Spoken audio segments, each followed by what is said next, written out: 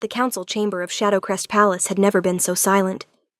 30 elders from the 12 most powerful packs stood frozen, their eyes locked on the scene unfolding in the training arena below. Through the reinforced glass, they watched as Mira Chen, the Omega girl from the displaced Rivermoon pack, knelt beside the litter of royal cubs. Her movements were slow and deliberate, careful, but not fearful. The cubs belonged to Alpha King Darian Blackwood, the most powerful wolf in the Northern Territories. 5 pups, each one a direct heir to the throne, each one already showing the dominant traits that would make them formidable alphas in their own right. 3 months old, and already the size of full-grown timber wolves, they were bundles of muscle, teeth, and pure predatory instinct. "She shouldn't be in there," Elder Rothgar hissed, his weathered hands gripping the observation rail. "Those cubs are royalty. They're not pets. They're weapons in training." Captain Marcus, the king's head of security, a massive beta with scars crossing his face and shoulders that spoke of countless battles, nodded grimly. "The cubs have already injured 2 handlers this week. Both are in the medical wing. One nearly lost her arm to the largest male. But Mira had insisted. The Rivermoon refugees had been clear. If they wanted to remain on Shadowcrest lands, if they wanted the protection and alliance of the strongest pack in the territory after their own pack had been destroyed by rogues, they needed to prove they could integrate into wolf society. That included dealing with royal cubs whose dominance instincts were already fully formed. In the arena, Mira extended her hand toward the smallest cub, a mottled gray and silver youngling that Alpha King Darian had named Ash. He was the runt of the litter, or pushed aside by his larger siblings during feeding times, often sleeping alone while the others piled together for warmth. His crimson eyes tracked her movement with laser focus. "Easy, little one," Mira murmured, her voice barely audible through the intercom system. "I'm not here to hurt you." Ash's lips peeled back, revealing rows of needle-sharp puppy teeth. A low growl rumbled from his chest, a sound that would have sent most Omegas scrambling for the exit in pure instinctive terror. In the observation chamber, several elders stepped backward reflexively. Mira didn't move. She kept her hand extended, palm up, fingers relaxed. Patient. Waiting. "What is she doing?" whispered Dr. Liana, the pack's medical officer, her own Omega instincts screaming at her to intervene, to pull the young Omega girl to safety. "That posture, it signals submission. The cub will attack." "She's going to get herself killed," another elder muttered. "And then the Rivermoon refugees will demand retribution, and we'll have a political disaster." "Wait." The single word cut through the murmuring like a blade. Every head turned toward the speaker. Alpha King Darian Blackwood stood at the back of the observation chamber, having entered so silently that no one had noticed. He was massive even by Alpha standards, 6.5 feet of pure predatory power, such with silver-streaked black hair and eyes that shifted between human brown and wolf gold depending on his mood. Right now, they were gold, focused entirely on the Omega girl in the arena below. "Let her work," he commanded quietly. But his jaw was tight, his hands clenched at his sides. Every instinct in his body was screaming to go down there, to protect the vulnerable Omega from his cubs, from the danger. But something held him back. Curiosity, perhaps, or something deeper he wasn't ready to name. Chapter 2. The Connection.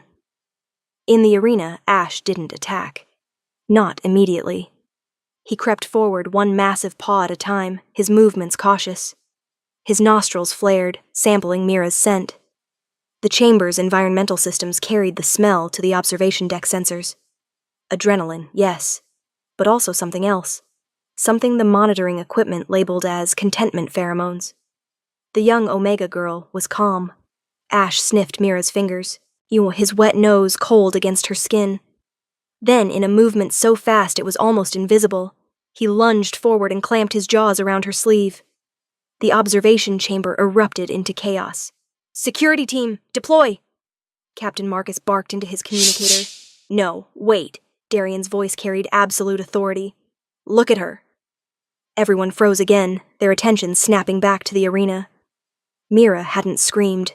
She hadn't pulled away or tried to shake the cub off. Instead, she was tugging back.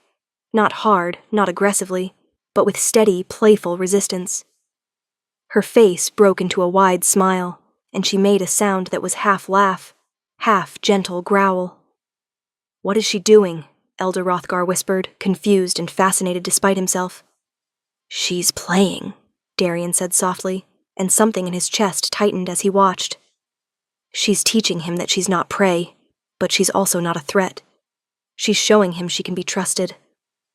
In the arena, Ash yanked harder on Mira's sleeve, his tail wagging with excitement.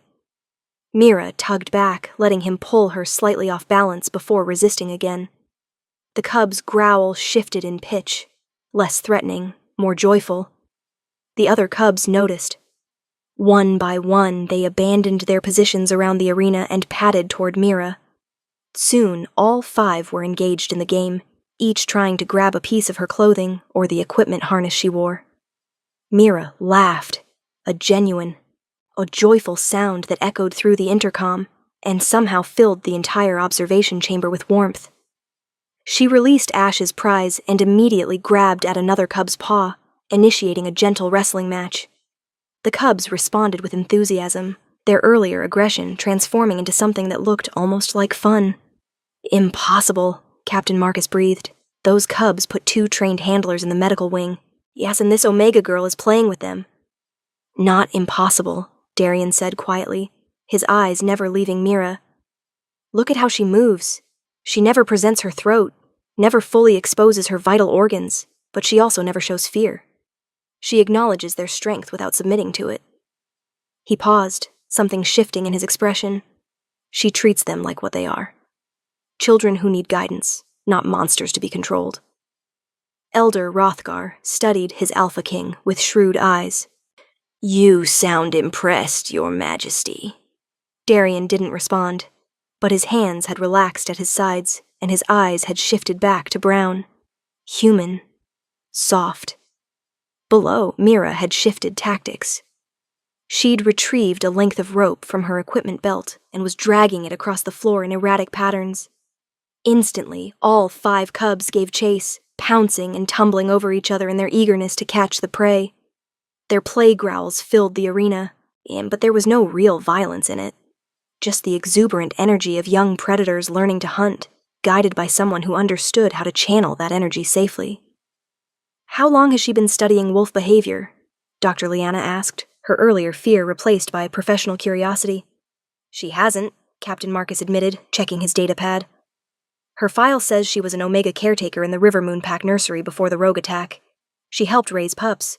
So she's applying instincts that come naturally to Omega caregivers, nurturing, playing, teaching through gentleness rather than dominance." "You're saying this is just Omega instinct?" Elder Rothgar's eyebrows rose. "Natural maternal behavior?" "Combined with courage, most wolves don't possess," Darian said, still watching Mira with that intense focus. "Omegas have the instinct to nurture, but most would be too terrified to act on it with royal cubs this dominant. She's different." His voice dropped lower. "She sees past the danger to the children underneath. That takes more than instinct. That takes heart." In the arena, Ash had collapsed onto his back, exhausted from play. Mira knelt beside him and gently scratched the softer fur of his belly, a gesture of trust that would normally result in severe injury from a dominant cub protecting vulnerable areas. But Ash simply yawned, his massive jaws stretching wide, and closed his eyes with a contented sigh. Yet within minutes, all 5 cubs were drowsing around Mira, their bodies relaxed, their breathing steady. She sat among them like a calm center in a storm of predatory potential, her smile never wavering. She looked up at the observation window, seemed to find Darian's eyes through the glass, and gave a small wave.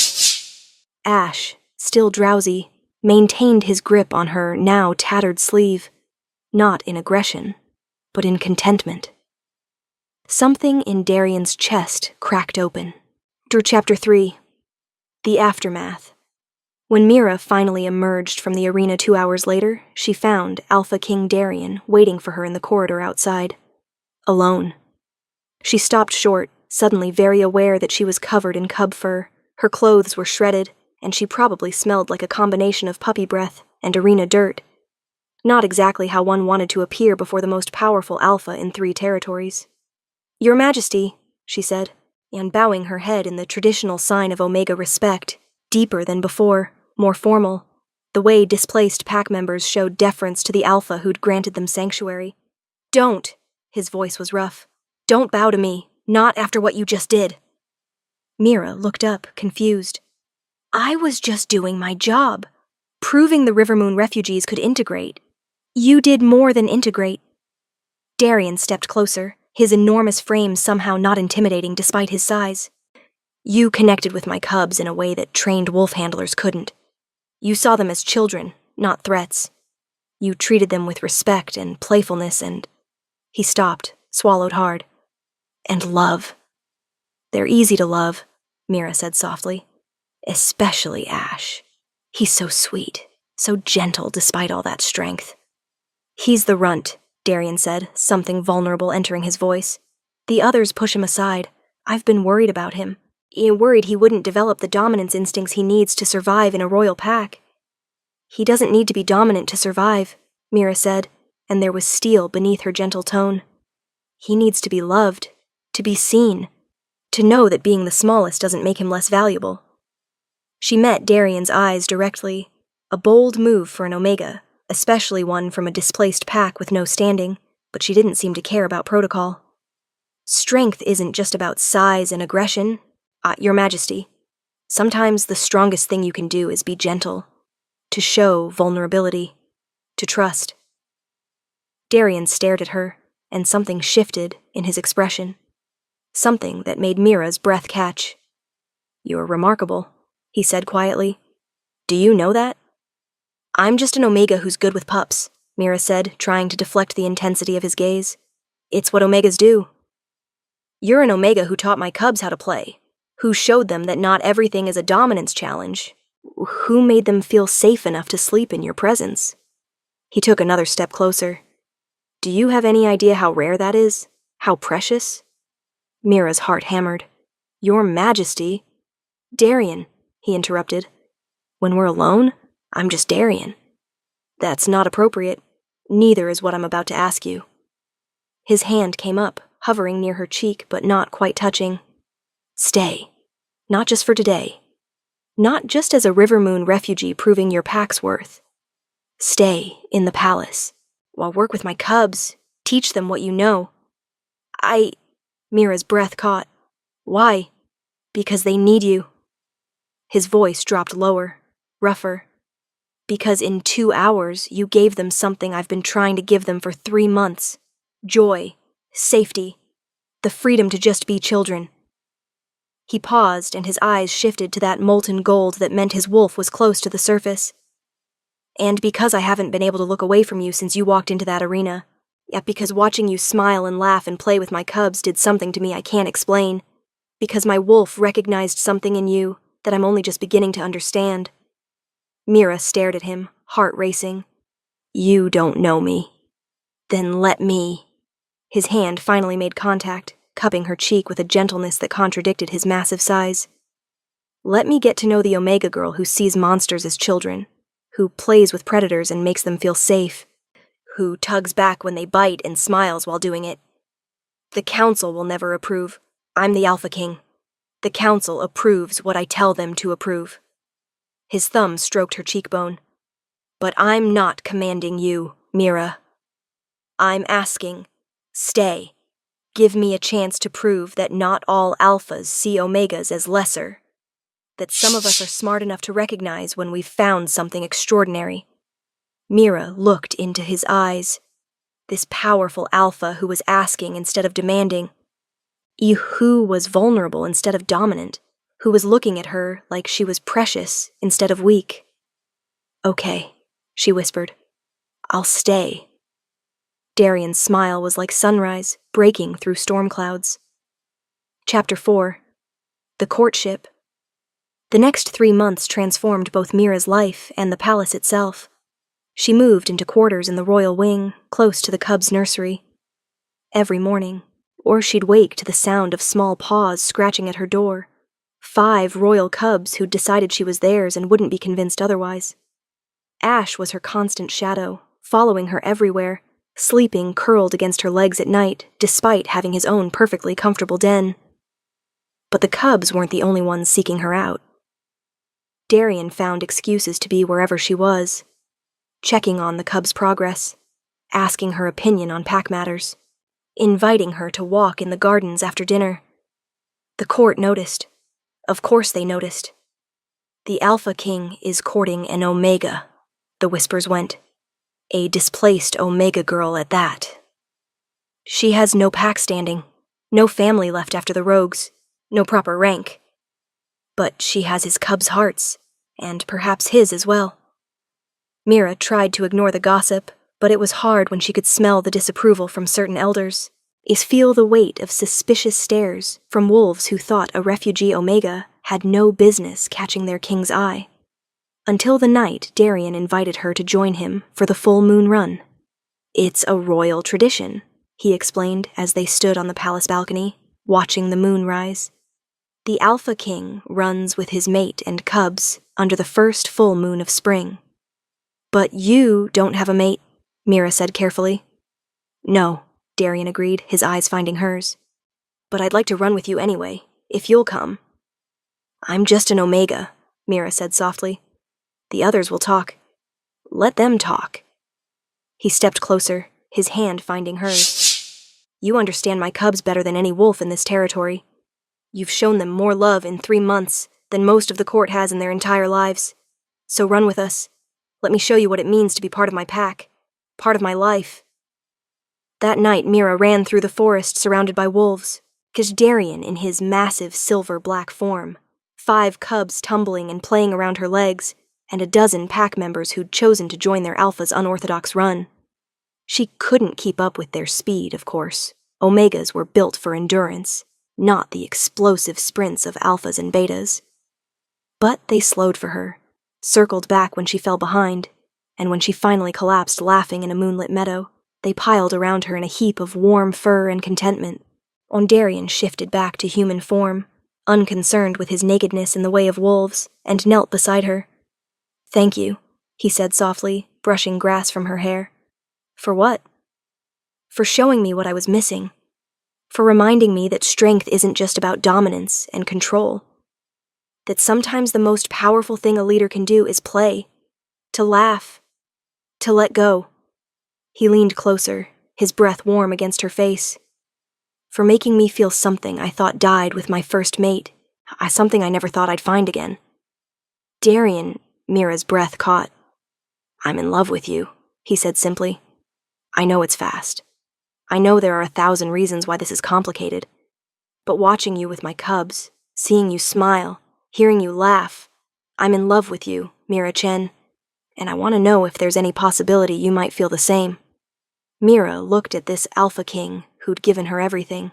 Safety when her pack was destroyed, purpose when she felt useless, so a home when she'd lost everything, a family in the form of 5 rambunctious cubs. And she realized she'd been falling for him since the moment he'd defended her decision to enter that arena. Since he'd watched her with such intensity and respect. Since he'd asked instead of commanded. "I love you too," she whispered. Darian's kiss was gentle despite his size, reverent despite his strength. When they broke apart, 5 cubs were watching with interest. And Ash had somehow wedged himself between them, demanding attention. "Jealous?" Mira laughed, scratching behind Ash's ears. "He knows a good thing when he sees it," Darian said, pulling both Mira and the cub into his arms. "Smart wolf." Epilogue. 6 months later, Mira woke to familiar weight on her chest and the sound of soft snoring. She opened her eyes to find Ash sprawled across her, now significantly larger, but still convinced he was small enough to use her as a bed. The other 4 cubs were piled around the massive bed she now shared with Darian. The bed in the Alpha King's personal chambers, where she'd lived for 3 months as his officially recognized mate. Darian lay beside her, one arm draped possessively over her waist, his face relaxed in sleep. The formal mating ceremony had been beautiful, a blend of royal tradition and the simpler rituals of the Rivermoon refugees, honoring both what she'd gained and what she'd lost. Half the court had been in tears, and the other half grudgingly admitted that maybe the displaced Omega Girl wasn't such a terrible choice for their king after all. Especially after she'd helped mediate a territorial dispute by literally playing with the cubs of both alpha families until the adults felt too ridiculous to keep fighting. "You're staring," Darian murmured, eyes still closed but mouth curving into a smile. "You're beautiful when you sleep." "I'm terrifying when I sleep. Marcus says I still growl." Terrifyingly beautiful." Mira leaned over Ash to kiss him. "The cubs want breakfast. The cubs always want breakfast." But Darian was already sitting up, gently moving Ash aside despite the cubs' protests. "Come on, you beast. Let's feed you before you eat your mother." The casual use of mother made Mira's heart swell. The cubs had started calling her that a month ago, and Darian had adopted it immediately. As they herded 5 hungry cubs toward the royal dining hall, Mira thought about that day in the arena. About Ash biting her sleeve and her instinctive response to tug back with a smile, instead of fear. That moment had changed everything. She'd found a home, a family, a mate who saw her as an equal, who valued her for exactly who she was. And she'd taught a kingdom that sometimes the most powerful response to aggression isn't more aggression. Sometimes it's a smile and a playful tug. Sometimes it's choosing to see the frightened child beneath the teeth. Sometimes it's an Omega Girl showing an Alpha King what love really means.